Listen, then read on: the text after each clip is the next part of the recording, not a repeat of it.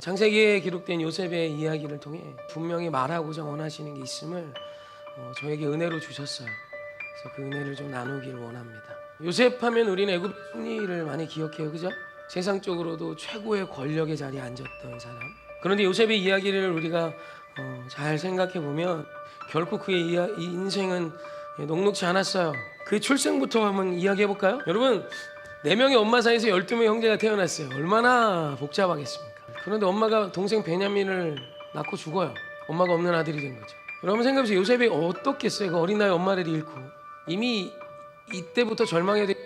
아버지 마음이 아팠겠죠. 당연히 불쌍하겠죠. 엄마도 잃고 동생 하나 덩그러니 남은 그놈, 엄마 사이에서 형제들 사이에서 불쌍할 그놈, 또 내가 제일 사랑했던 여인의 아들, 내 아내의 아들, 채색옷으로 요셉을 입혔어요.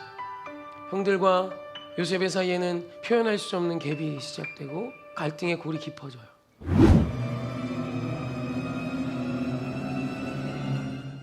여러분 한번 생각해 봅시다. 이제 완전히 주저앉아야 되지 않아요? 여러분, 노예 상인에게 끌려가는 요셉이 어떤 생각을 했겠어요? 왜지?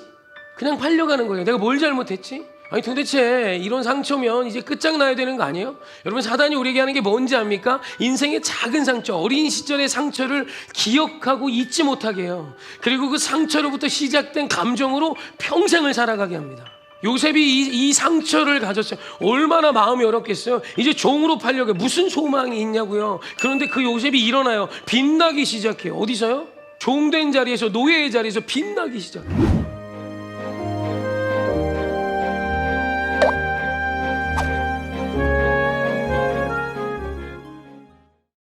요셉이 그래도 조금은 형편이 나아졌겠지 생각하지 않을까요? 여러분, 그래도요, 형편이 좀 나아져도요, 사람은 이전에 받았던 상처를 잊지 않아요. 또 생각하고 또 곱씹어. 무슨 일만 있으면 그 생각 한다니까. 요셉은 사람 아니에요? 그런데 그때 사모님의 유혹이 시작돼요.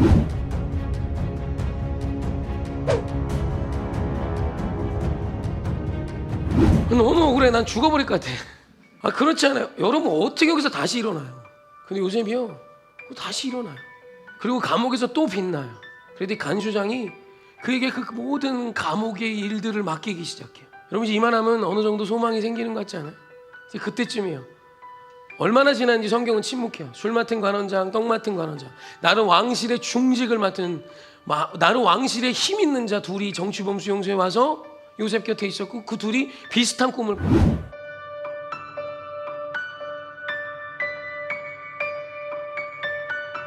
이제 소망이 좀 더 커지지 않아? 이제 내가 나갈 때가 됐나?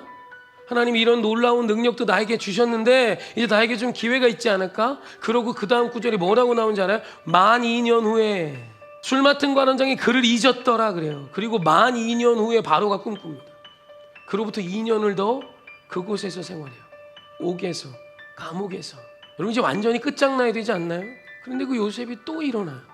그리고 결국엔 그의 나이 30에 애굽의 총리가 됩니다. 여러분, 우리가 이제 애굽의 총리가 되면 여기서 끝을 내는데, 여러분, 요셉에게는 한 번 더 위기가 찾아와요. 그게 누굴까요? 형들을 만나는 거예요. 여러분, 이제는 내가 종도 아니고 죄인도 아니고 애굽의 총리가 됐어요. 그럼 여러분, 뭐가 생각납니까? 나를 이렇게 만든 놈들이 떠올라요. 여러분, 그게 사단의 역사예요. 사단은 언제나 그 상처를 곱씹으며 상처를 받은 자가 또 상처를 전수하고 또 상처를 전수하며 너도 망하고 쟤도 망하고 모두가 망하게 하는 거예요. 여러분, 애굽의 총리가 된 거에서 마침표 찍으면 애굽의 총리였던 요셉이 그 형 11명의 목을 치고 베냐민만 살려뒀다면 이스라엘 민족은 끝났어요. 가장 큰 위기예요. 여기서 주저앉아야 되지 않아요? 이제 성공됐겠다. 나를 이렇게 어려움을 당하겠고 이렇게 큰 상처를 준 내가 너희들을 가만두지 않으리라. 여러분, 그 상황에 요셉이 저와 같이 제가 지금 생각한 것처럼 했나요? 아니에요. 요셉이 그 형들 앞에 감정을 추스리지 못하고 통곡하며 그 형들에게 내가 요셉임을 밝혀요. 근데 형들이 말을 못합니다.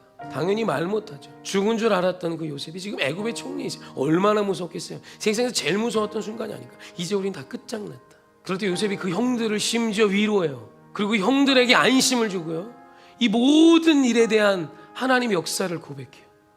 너무 멋지지 않아요? 여러분, 요셉은 밟아서 친 인생이에요. 걔는 언제 쓰러져도 이상하지 않을 상황과 조건을 다 다 경험한 아이예요. 그리고 그런 젊은 청년이고 이제 막 결혼한 30대에 혈기왕성한 사람이에요. 그런 그가 지금 나를 팔고 나에게 상처와 어려움을 줬던 그 형들을 목전에 두고 어떻게 용서할 수 있죠? 그리고 도리어 그들을 위로할 수 있죠? 그 멋짐이 어떻게 요셉에게 있냐 이거예요. 저는 그게 궁금했어요.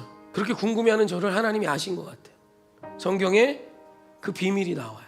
오늘 말씀 보십시다. 말씀